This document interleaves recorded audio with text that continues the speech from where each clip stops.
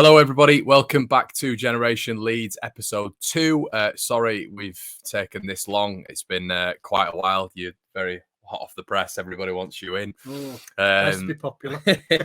But yeah, we're back, and we're going to be chatting everything Leeds. It's been about 3 weeks now, I think. Yeah.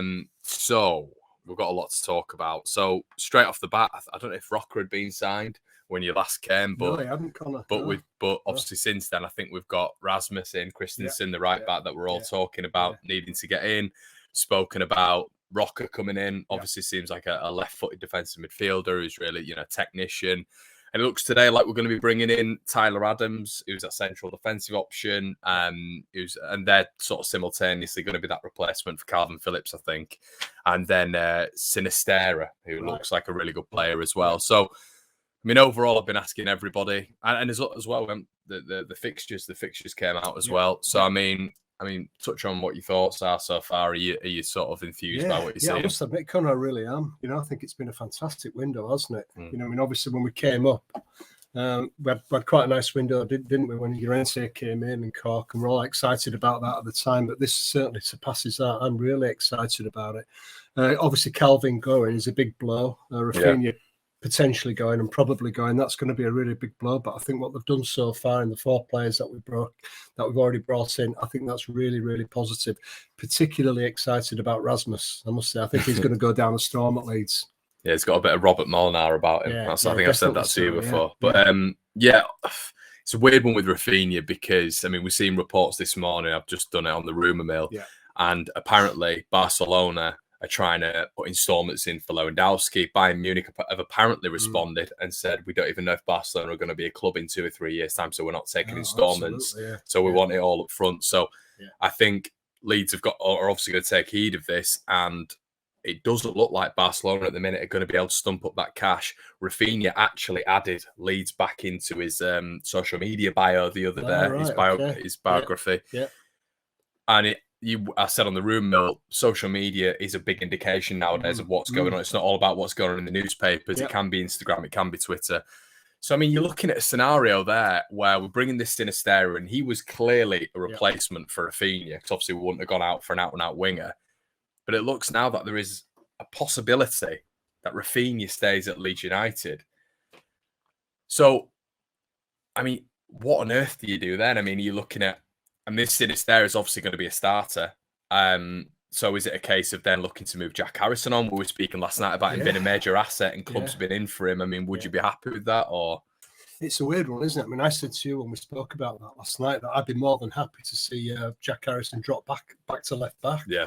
And I know you said to me, but would he be happy with that? Mm-hmm. And I know certainly in terms of from his point of view, that probably wouldn't be a step forward for him, but maybe as a team it would. I know we'll get onto this at some point, Connor, but certainly for me, left back is a glaring problem that we've got. And for me, if you could persuade or say to Jack Harrison, look, are you prepared to do that and drop back into the left back position? That'd be really exciting, I think, because we know he can bomb down that left side. Yeah. We know we've got assists and goals in him, especially if you've got Sinistera on one side and Rafinha on the other. It could all of a sudden look very, very exciting, couldn't it? Yeah, I think we've said this before, though. I think the problem with it is it's going to be if you've got Tottenham, Newcastle, all looking at potentially going in for Jack. Yeah. There's no way on earth he's going to be convinced really to go to a left back. Right? It's not going to advance his career at all, and he's probably doesn't. Probably not. And I suppose from Leeds' point of view, with the splashing out all this money, I suppose if you look at the 3 initial signings that we got in costing around 45 million, and if you balance off the fee we got for Calvin against that, we've still spent on the other players that we've brought in and are bringing in another 50 million on top of that. Yeah. If you could get, let's say, between 25 and 35 million for Jack Harrison from the club's point of view, it makes sense. It's almost been a negative spend on bringing those players in. Yeah, I think I've spoken about as well this morning about it's such a shame, isn't it? And we'll talk about, it's not productive always talking about what's happened, and you want to talk about what's happening in the future. But it's such a shame Leeds finish where they finished, because reports are suggesting this morning that Charles de Ketelaere is adamant that he doesn't want to come to Leeds United. Leeds apparently have offered 35 million euros. Wow.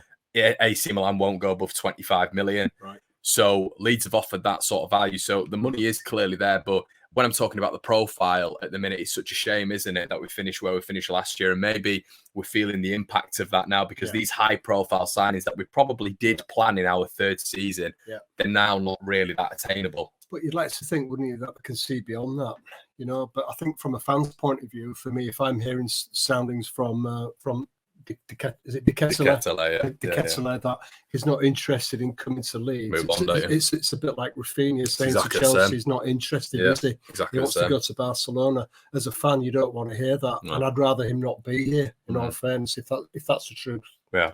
Yeah, no, I think so. I think it's. I'm just hoping that the targets are. They've got.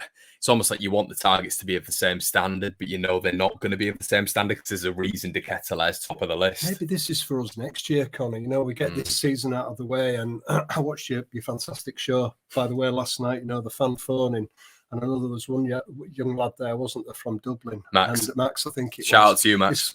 And he spoke an awful lot of sense, didn't he? You know, when you asked him at the end, what was the position you think Leeds may finish up in, and he says maybe around about 15th. And he says, this could be a foundation year for us. I thought he spoke an awful lot of sense. Yeah. You know, maybe if we can get in a good, solid finish this year, we can show a marked improvement on the way we finished last year. Then maybe next season, players like De Ketelaere would be looking at Leeds and thinking, do you know what? They're a progressive Premier League club. I want to go there. So maybe you could be right, Conor. You know, maybe it's a little bit disappointing that we did finish. We did have the season that we had. Put in a good season this year, and that kind of player would be looking at Leeds, you like to think, next year. Yeah, no, 100%. I mean, touching on the transfer window anyway, we've done it with everybody. There is still marked positions that Leeds need to improve on, really, isn't there? Definitely. Yeah, I mean, I mean, we spoke about it last time we did this generation Leeds that it was. I mean, you have big concerns. I mean, you've always had concerns about the goalkeeper. I think we spoke about it last time, but I think we've heard remarks, haven't we, from a Norwegian paper that Leo Yelder was speaking on. He said that he's had a discussion with Jesse Marsh and there will be no left back coming in. So for me, you're then relying on, I mean, I know you're not a big fan of Liam Cooper, but I think Liam Cooper, when he's fit, because he's the captain, will start most games for Leeds. So then you're looking at a right-sided centre-back, and he's probably going to favour Llorente and Robbie Cox. So then you're looking at, in my opinion, the best centre-back. We've got Pascal Strauch being charged over to left-back if needed. Leo Yelder, 6'1" centre-back. And a left-back's a pretty basic profile, isn't it? But in the Premier League, you do now expect them to bomb on, and you expect them to recover as well.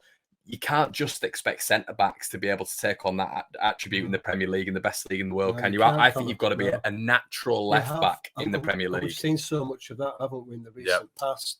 Dallas struggled with it, didn't he? Where we're playing players out of position, you know. It's not on. I mean, Marsh must have looked at this. Alton must have looked at this, and you can see where they are plugging the gaps. You know, we've got Rasmussen at right back. The obvious other gap, you know, for me, and I'm sure for a lot of fans out there, is that left back position. There's an argument. There's an argument. A huge hole, isn't it? But there's an argument. The left back was more vital than the right back. Yeah, there is definitely so. You know, I'd like to think that that Bill's got an awful lot more about him than Thurpo has. You know, on the right hand side. So, you know, I'm really worried about that. You know, I mean, I've always said to you, haven't I, through our conversations throughout the years, for me, if you're going to build a successful team, you always build it from the back. Well, tell everyone what you were saying last night. About keeping it. Yeah, I absolutely feel that. You know, if you build it from the back and you don't concede a goal, the least you're going to get from a game is a point. You know, and I know that's not an expansive way of looking at football. You know, I love football. I love the way Bielsa played football, and I know it's got to be entertaining to the eye. But pragmatically, from a Leeds point of view, I want us to do well and to stay in this league. You know, I don't want us conceding goals. I mean, you look at it last year, and I'm not saying this is all Melier's fault, but, you know, we let in 70-odd goals last year. You know, somehow we managed to scrape through with goals from the rest of the team when we didn't have a striker. Rafinha, wasn't it? So for me, if you plug those positions at the back, the very least we're going to do at the end of the game, if we don't score a goal and we don't concede a goal, is pick up a point. It's just logical for me. So, you know, the goalkeeping position and the left-back positions are priority number one. For me, they've got to get that sorted. And Melier, I think, is a work in progress. I think he would benefit from an older keeper coming in and somebody who is competing with his position for. You know, I really do. The left-back slot is obvious, it's gaping, and other coaches are going to see that straight away. And that potentially is our Achilles heel. There's no doubt about it. Why do you worry about Firpo so much. I just don't think he's a footballer. You know, when I read about him, Connor, when he first came to Leeds, I don't think he kicked a ball when he was out in the Dominican Republic. So he was 12 or 13 years old. I mean, I thought that was a bit strange. I thought it must have been some kind of wonder kid to take to football so rapidly, to make it to a professional level. I thought it must be. And then he ends up at Barcelona. I'm thinking, God, this kid's got something. You know, if he can develop within 10 years to professional ranks, and especially Barcelona, it must be something special. You can see why now. You know, he's used to holding a baseball bat, not kicking a ball with his feet. You know, he's got no sense of control. No. Like you've said before, he meets attackers square on. Yeah, he does. You know, he never shows them the shoulder, tries to direct them one way or the other. Yeah. For me, he's just not a footballer, and he's a real worry. Yeah, he is, because I think, I mean, it's not just it's going at Firpo. We've got multiple like that, but I think multiple players like that. But I think when you look at someone like Rodrigo is a central attacking midfielder, really by trade. Yeah. I don't think that's as critical as a position as what left back is. I think left back's absolutely huge. It never used to be. I don't think. I think they were almost like fullbacks back in the day. Almost used to be like it was like if at school it was like, you know, if everyone else has been picked, you're then a fullback or you're a goalkeeper. But now they're so pivotal in getting teams forward, but also working back and defending it. And in this system, if we're to play a 4-2-2 and Sinistera, he might play as an inside forward. If we had to play a 4-2-2, Firpo has then got the entire left wing as his sort of domain. Yeah, without a doubt. Yeah. So and also look at the way modern day football's played. I mean, when I was watching football when I was growing up, it wasn't played the way it's played nowadays. No. You know, the way in which teams are constantly pressing. Successful teams are constantly pressing, aren't they? Yeah, they are. Constantly pressing. You know, and if you've got that style of football played against a fullback like Firpo, you're always going to worry. Always going to worry. Yeah, no, I agree. And I think the thing with Meslier is we saw alongside a couple of Firpo's mistakes that Meslier did make mistakes. I mean, you look at there's a glaring obvious one against Newcastle where we lost the game, and it was because of Meslier. We saw the one against Arsenal, didn't we, where he delayed, and we needed to stay in that game, and Ketty scored in 3 minutes. There was the James Ward-Prowse free kick, wasn't there, where it didn't look like he lined up. So these are all massive games. Don't get me wrong, we stayed up, but in that, we've spoken about it so many times before, but it's about him going into the changing room at half-time or full-time, sitting there with a Darren Randolph, Fraser Forster, he was still around. Fraser Forster, I'm forgetting the ones like Ben Foster, and those players, and sitting down and getting that confidence from them. And not only that, but it's not only Melody, you've got Klaassen as well. Regular teams in the Premier League have 3 goalkeepers. Klaassen needs to learn as well. He can't, Klaassen's younger than Meslier. And you're not going to get that from coaches. You know, it doesn't matter if we've got a goalkeeping coach, you know, talking to them about how to improve the game. You know, Meslier and Klaassen are not going to get that from a goalkeeping coach. They're going to get it from somebody like Randolph or whoever it may be, who can sit down and say, look, this is where you went wrong there. This is what you need to do. That. Of course, the coach will pick up on that. But, you know, if you're a goalkeeper, you really want to be learning from people that he's playing in the Premier League. He's playing in the Premier League. Absolutely. You know, and he's going to benefit from that. I mean, I suppose one thing that could benefit him this season is our style of play. You know, under Bielsa, it was very much a matter of getting the ball, passing out from the back, and trying to make that pass as soon as you can. You know, to get moving forward as quickly as you can. He's probably going to have more time under Marsh's system this year, so that will benefit him. But, you know, we really do need to be bringing in a little bit of experience, because he's going to benefit from it. We know he's going to be a world beater at some point, is Meslier, but he's not a finished article. He's not there. He's still learning. It's only fair to him that he has somebody to learn off, not just a goalkeeping coach. No, I think so. I mean, the thing is with what they're doing now, business-wise, it's intriguing, really, because with them putting this money into Sinistera, which none of us expected now. Tyler Adams Tyler Adams and Mo Kamara, we all thought of, and you know, it is what it is on that front. But I wonder what they're going to do with this Rafinha cash, because they must have planned for it. So you do wonder then, with it looks like Crescencio, some of those getting a new contract. Obviously, Tyler Adams, Sinistera is coming. But the point is, we've done a lot of our business now, even without the Rafinha money. Do you think there's maybe potential that we've offset against that Rafinha money coming in? And if the Rafinha money doesn't come in? I think the plan is to spend anyway. I mean, I suppose we've still got Premier League money, haven't we, Connor? You know, so they've got to sell though. They have to sell at some point. They do have to sell, but they're still looking at this season and thinking at the end of this season, if we finish 17th, what money are we going to get in terms of prize money? I don't know how much that's worth. Is it worth 65, 70 million?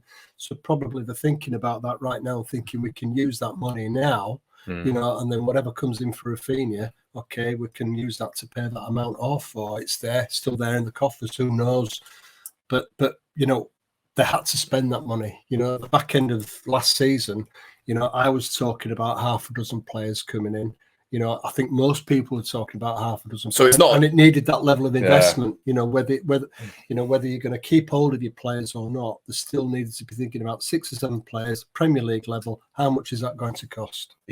I mean, 6 or 7. We talk about, you know, so you got Mark Rocker, Aronson, Christensen, Tyler Adams, Sinistera. Am I missing one? Probably I'm missing one. That's 5. Did you mention Christensen? Yeah, so we brought in 5. We brought in the young lad from Man City as well. Garby, So that's. I mean, he's not going to be playing for the first team, so you can count that out. So 5. You need 8, don't you? You need 8, and this is the thing. This is what I've been saying on videos and stuff. As Leeds fans, we can't get too excited. This is what happens. We bring in new signings, you bring in midfielders, you bring in a flashy player, and then suddenly it's the best window of all time. If we get to the back end of this window and we've still not addressed key issues, it's not classified as a great window for me. Agreed, Connor. And again, something that came up in your fan view thing last night was you're asking people at the end where they thought we'd finish at the back end of the upcoming season, and most people, I thought, you know, were very sensible. They were very level-headed, very sensible. You know, people were saying, I think the lowest position most people were predicting was 15th, and possibly the highest was maybe 10 or 11. And I think that's fair, isn't it? We'll just have to wait and see. But if they're looking at top 10, like we've said, it can't be plugging the gap again. It can't be square pegs round holes. They've got to sort all these positions. I mean, we've not even touched on. We'll touch on the striker role in a little bit. But with the Rafinha saga, are you, if he was to stick around for another year? The worrying scenario, I think, is you keep Rafinha. You know that he doesn't want to be here, right? You know that he's got ambitions to be somewhere else, which is fine, whatever. But you know he's in a way tried to. I mean, Deco's been speaking to Barca for 3 months now. He's kind of wanted to facilitate that move. Now he'll only have a year left on his contract next year, so Leeds will. I mean, there's a potential Leeds could get half the money for him. What is the best scenario for me? While his stock's high, where we can use the money, we can invest in multiple positions. Preferential, I would rather get rid of him this window. I would, and I agree with you. I think that makes sense. You know, because at the end of the day, you could turn around to him, couldn't you? And say, I mean, he obviously wants to move on right now. So if Leeds as a club turned around to him and they couldn't move him on because Barcelona can't, could he push us on this season though? Because he's that sort of player, isn't he? I think he could. You know, because at the back end of last season, you could see, he knew that if we didn't get that win or a draw or ended up, we were on the negative side of it on that last day of the season, he could move away for Leeds. 24 million, I think the release clause was. And yet the professional side of his character, he drove for that win, he scored for us. He effectively kept us up. So I think he's still going to have that level of professionalism, even if he stays. I think he's got the World Cup on the horizon. He needs to be featured in the first team in the Premier League, doesn't he? If he's stuck somewhere in between and he's been a little bit sulky and a little bit negative at Leeds and he's sucking on his thumb, that's not really going to do him any good in terms of the World Cup coming up. Doesn't seem that sort of player, does he? Doesn't, does it? So I think he's still going to give us everything. Okay, and there's an argument that maybe he went off the boil. I know people have questioned his performances, weren't in the last sort of half a dozen games, but he came good when he needed to. But yeah, I agree with you. I think it makes sense as a club for us to move him on now. Give it another year, he's probably going to be worth that release clause, isn't he? 24, 25 million if he's run another 12 months down. You never know. Barcelona might be in a position if they sort out the finances and they've got rid of De Jong, they might be able to do something in January. They may even be able to do something now. Who knows? I think I'm a little bit worried about dealing with them. I'm a little bit worried about. I mean, I read a report. Cash up front, wouldn't you? Well, I read a report the other day. Apparently, they've not paid all the Firpo stuff off from Betis 3 or 4 years ago, or whatever it was. So you do get a little bit nervous with them because, as a report said, Bayern Munich are literally saying, well, we don't even know if you're going to be in existence. Anything can happen with them. So I think I think it's a little bit worrying. You'd need something up front, but I mean, we've not really spoken about what Leeds need to do up front now. But yeah, we were speaking last night in this Sinistera. We know he can play as a forward, but it's not enough, is it? We need a striker. I think that's imperative. A striker, I mean, how can we go another season without a striker, which is effectively what we did last year? I mean, Joffrey, we know he's going to come on this year. There's no doubt about that. But you still can't rely on him as being your main striker. No, he's not a starter. We know Bamford scored in that behind the scenes game last week against Stoke. But he's always been slightly injury prone, Connor, hasn't he? You know, throughout his career, and that was a couple of big injuries that he had last season that put him out for the season. So we know we need a striker. I'm sure the club know they need a striker. They can't just be relying on Joffrey, you know, and supporting roles from Rafinha or Sinistera if he's still around. So, you know, it's a big priority. And when we're talking about outgoings as well, it looks like from reports today, Tyler Roberts is going to be going. That's great news, isn't it? He's going to be Absolutely going fantastic QPR news. for around about 4.55 million. I mean, if they manage to get that done, they've actually made profit on him. Yeah, that's absolutely unbelievable news. I mean, they were the two, weren't they? You know, for me, from my perspective, you know, it's him, Tyler, which everybody thinks Tyler Roberts, and also Firpo. And at a push, I'm not a big fan of Cooper's either, but he's well worth having, you know, in the background. But that's definitely good news. Preseason fixtures, you've seen them. What do you think about them? I think it's a pretty good start for us, Connor. You know, I really do. There's a chance there for us to get some early points on the board. You know, there's no reason why we shouldn't. You know, we should be going into that Wolves game with confidence, you know, especially what happened in the last game. I know there's an awful lot of luck involved in that, but we still managed to get the win. There's no reason why we can't be looking forward to that with confidence. I think we've got Everton, haven't we, in August as well at home. So why not? Why not build on that? So we should be looking, I think, in the first 4 or 5 games, if we can get maybe, you know, 4 points on the board in the first 4 or 5 games, it's a decent start, isn't it? Well, and as well, you look at it now with him. He's got Tyler Adams, he's got Brendan Aronson, he's got Christensen. I mean, I did look at the Kamara deal and I thought, there might be a financial side of it, but I think maybe Victor Orta wanted Kamara, and I think it's very, very obvious that Marsh wanted Tyler Adams. I think that's pretty. I mean, they're literally fronting up now 30 million, 30 million for a striker. I think they could have fronted that sort of money up for a midfielder, and I think it came down to what Marsh wanted. He's the pressure's obviously on Leeds, but I mean, he's been given absolutely everything now to succeed. So he really has to hit the ground. We need to see his style. We need to see a consistent formation. We need to. There is no excuses. And you're right, and the pressure is on. Maybe this is why he's gone for players that he's familiar with, that he knows that can fit into his system pretty quickly. You know, it's interesting that he's also gone for Rocker as well, somebody that's played in Germany. You know, so that's Orta in it, definitely. So, but still, you know, he's played in Germany. You know, I'm sure Marsh is very familiar with him because, let's be honest, and again, it's common sense. This, you know, you bring in new players, it's going to take a period of time before they can adapt to you know, new faces, new personalities, new coaches, a new system of playing. It's just common sense. It's going to take them a half a dozen games just to get into the flow of it. Well, let's just hope that these 4 or 5 pre-season games that can start to get into the flow of it, because they really do need to be hitting the ground running. But we've still got to think that it might take them, it's Premier League level, it could take them 3 or 4 games just to get used to playing with one another. You know, they're all still coming in. Since there is not signed on the dotted line yet. You know, as we speak, neither has Adams. It's a month to go. Where are we now? Is it the 6th of July? That's a month before. Well, I mean, it's incredible, really, when you think about it. You say a month to go and all this sort of stuff. With what's gone on, you know, Calvin's left, Charlie Cresswell's left to Millwall. I think that's a pretty good move for him. And then you've got 5 coming in. Good Leeds in that time period really have done much more. I mean, they're clearly trying to get. They really can't, can they? They've done everything they can do in the time frame that they've got. They couldn't really do much more. But I think as common sense human beings, we can't expect them to be turning it around and expect them to be, you know, a top 8 Premier League team in the first 4 or 5 games of the season, you know, and winning 3 or 4 games out of the first 5 or 6 games. The expectation's going to rise, though, isn't it? It will, but it's managing that expectation. You know, if there's anybody out there that thinks we're going to win 3 out of 6 or 7 games, we're in Cloud Cuckoo land. that's my opinion, because it's just going to take time for the players to knit together. And again, the argument could be, well, Bielsa managed it in 6 weeks about 4 or 5 years ago. Yeah. It did do. That was phenomenal. I mean, how could anybody take a bunch of players that were used to a different way of playing and mold them in 5 or 6 weeks? Well, Bielsa was pretty unique. We know that. He was. But even if Marsh has got 60 or 70% of Bielsa's ability, is going to be struggling to get that kind of system in place, a successful system early doors.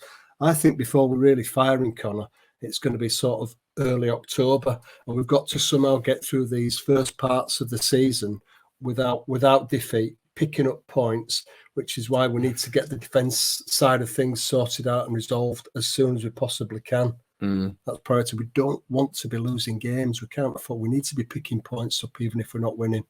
And just to end on, if you were to get one player and one player only in the remainder of the window, who would it be? One player only. I'll tell you what, and it's going to be very unpopular, this, and I know people won't like me for saying it, but Charlie Taylor. That's not unpopular. I've said it multiple times. And I know, you played in the same team as him when you were at school, Connor. He's a local lad. He lives fairly local to us. We know a little bit more about what really happened all those years ago with Gary Monk. Of course, the fans are probably not as aware of that. We know he's a Leeds fan, and I'm sure he'd come back to Leeds, and I just think he's perfect for us. He's now playing in the Championship. I mean, Charlie's unlucky in the sense that he's got other left backs way ahead of him in the country who are part of the England setup. For me, he could be part of that setup. Good. And there's no reason why we shouldn't be turning around to somebody like him who's rarely injured, who's got a massive engine on him, can get some real assisting. He'd be absolutely perfect for Leeds. So that's who I'd go for. And it's going to plug in a real gap straight away. No, I think that's, I mean, if I was to go for one as well, I'd probably go for Charlie. I mean, you look at a striker, but I think I'm just like you said, getting the defence sorted is imperative. And I think he's a big worry for me, I think, at the minute. Verpo. Yeah, he is. And let's face it, Connor, we did get goals from other parts of the team. We were a striker down throughout most of the season. We still managed to get goals. I know it wasn't loads, but we still did manage to get goals from other parts of the team. For me, we don't want to be losing games. We can't afford to do that. And that's why that gap, that left-back position needs to be filled up as soon as possible, because Yelder's not going to do it. He's still a young lad. The lad that we've got in place right now is definitely not going to do it, and it's a gaping hole. No. I sound negative. I'm not. I'm positive about the season. Obviously, you've got to look at the picture as a whole, and that's where I see it. I think in terms of going forward, the rest of it, the midfield and the job we've done in getting midfielders in after losing Calvin and the Sinisterra coming in, that's all really positive. It's great news, but looking at the pictures of all that left back position's a real worry. Just finally as well, you just mentioned him there, Calvin Phillips going to City. Yeah, I was almost a bit resigned to it. We knew it was going on and all this sort of stuff, but it did feel a bit weird in that number 4 shirt. They finally given the number 4 shirt. He was always 23 at least, but number 4 Phillips. It was. And he said that he did. I mean, he said yesterday, I don't know if you're aware, but he said he'd never move from Leeds if it wasn't for Man City. So he's from the same part of Leeds as me. So I was very, very upset to see Calvin go. But you can understand why he went. We can understand that. It's just a shame we're not in that kind of position, because, like you say, he never would have left Leeds if he'd been a Leeds player.